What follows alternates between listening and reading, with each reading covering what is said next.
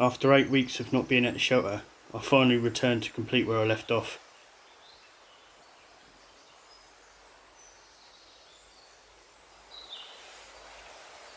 The woods are looking absolutely stunning since I've been here last. It's now luscious green, overgrown and more hidden. The shelter still remains intact, which I'm amazed. I thought I'd come back to a pile of mess.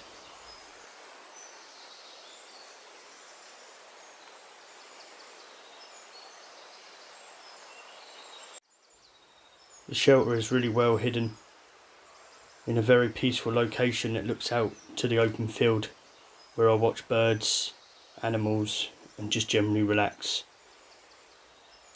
It's covered by a vast landscape, mainly consisting of pine trees, but there is other species in this woodland.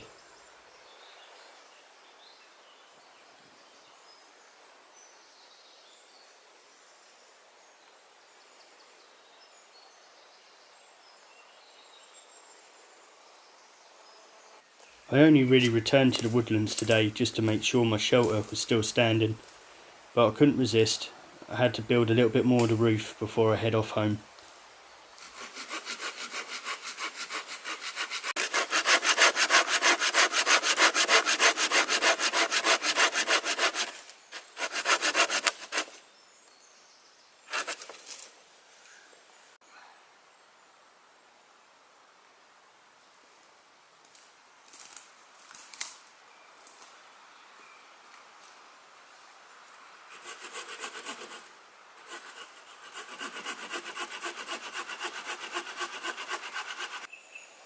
In addition to the many ferns that have grown, lots and lots of these foxgloves are blooming all over the woodland.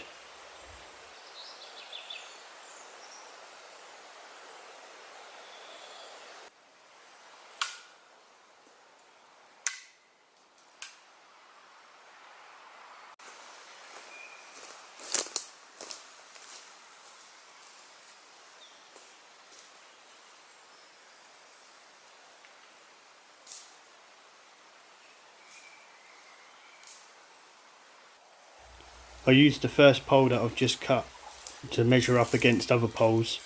This helps with consistency with size and stops you second guessing and then having to make too many adjustments at the shelter.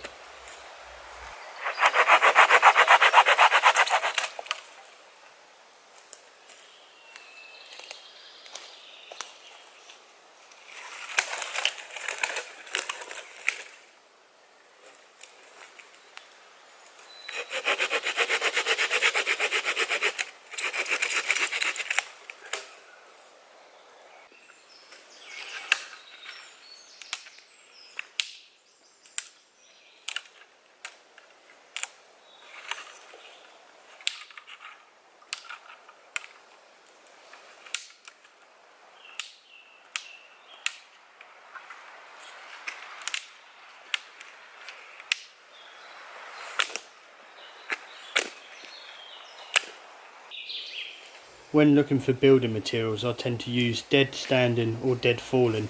In this case we have a bit of dead falling. It's rather long, it'll probably get me about 2 poles.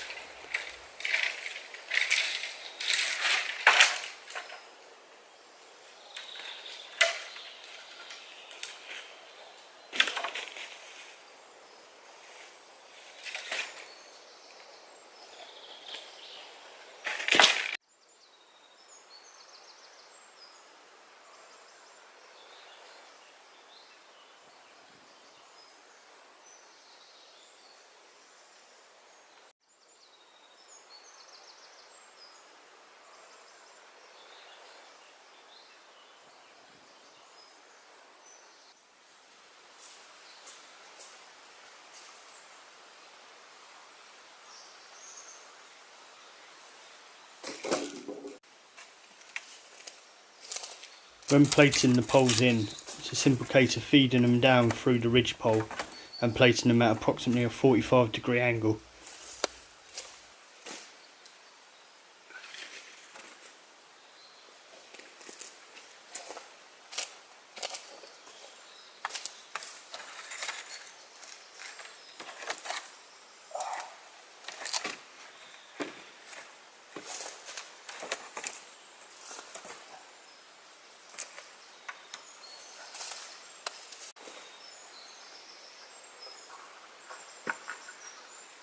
Depending on the size of the shelter that you're building, collecting these poles can be very labour intensive and take many hours.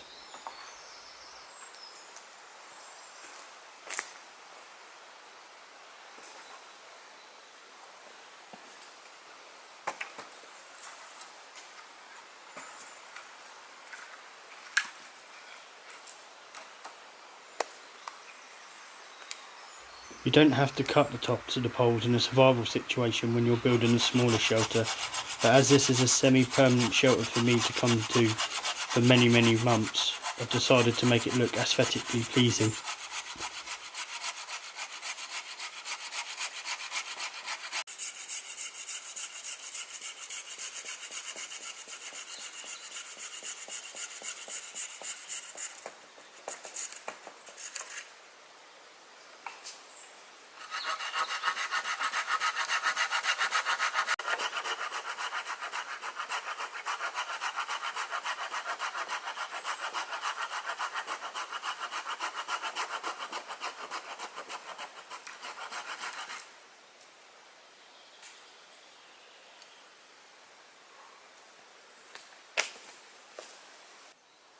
You may have noticed the many fallen pine trees in this woodland, which I've taken advantage of and used to thatch my roof. You can use other materials such as ferns and leaf litter, but I have an abundance of this, so this is what I've been using.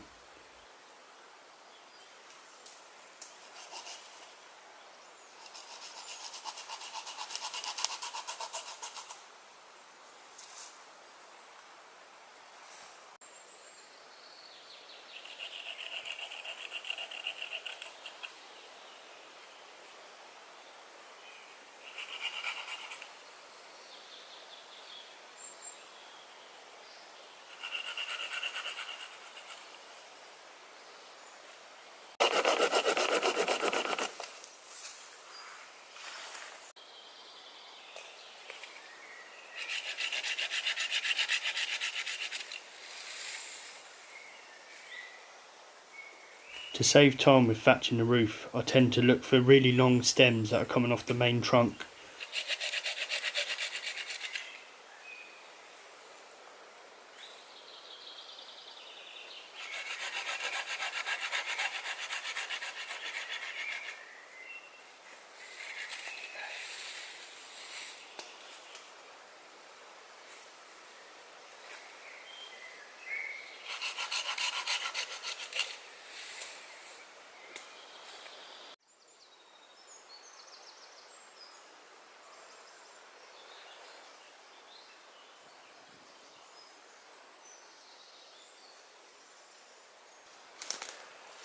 When placing your roof thatching on the poles, you need to make sure the part you've just cut is facing upwards. This allows the rainwater to run down and not get bogged up inside of them.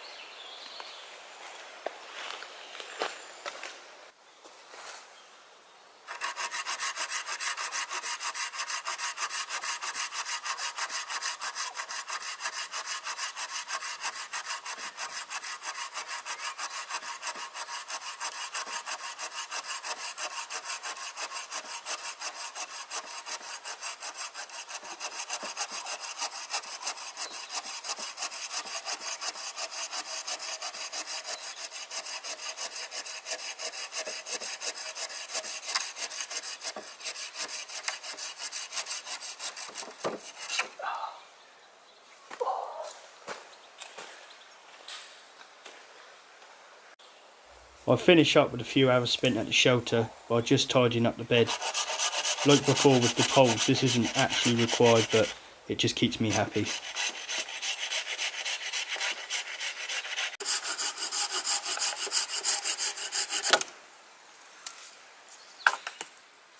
Two days later, I return at approximately 6 AM with the intentions of completely finishing the roof. It's a really peaceful morning and the sun is just coming up beyond the trees. This view is the whole reason I picked this location to build the lean-to.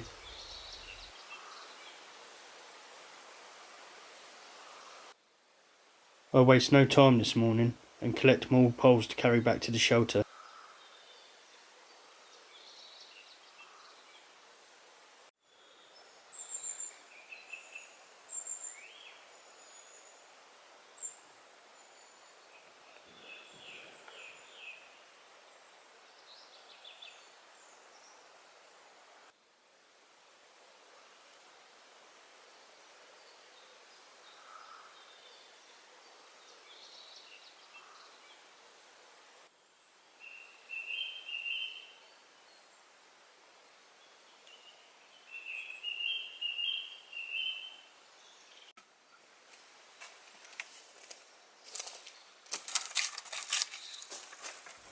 I carry out the same process, working along the ridge pole until the entire roof is complete.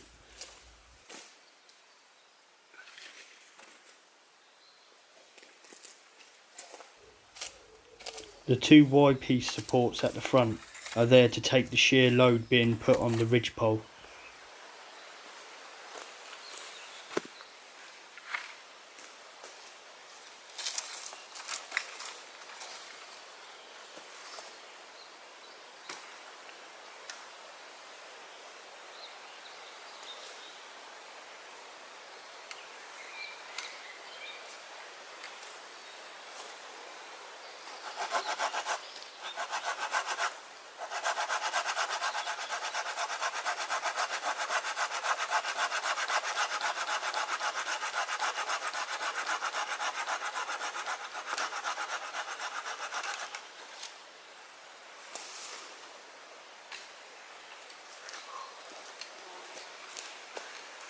The only live material that I used on this build is the pegs holding the main supports for the bed poles.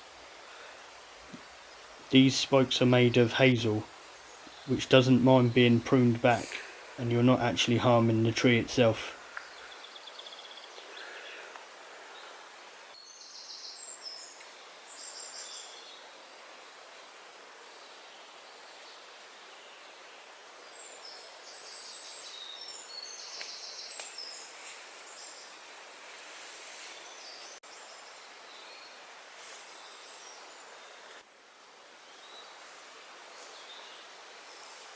After cutting more stems off the pine tree, I carry on with the thatching of the roof until it's completed.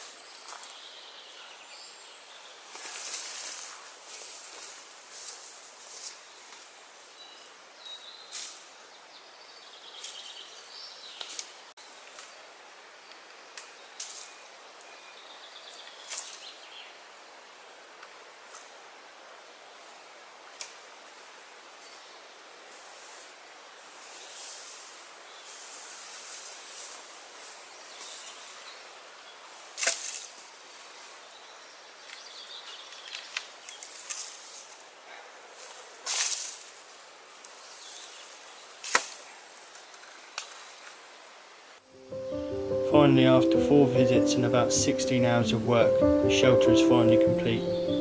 I can now take this time to relax and enjoy the landscape.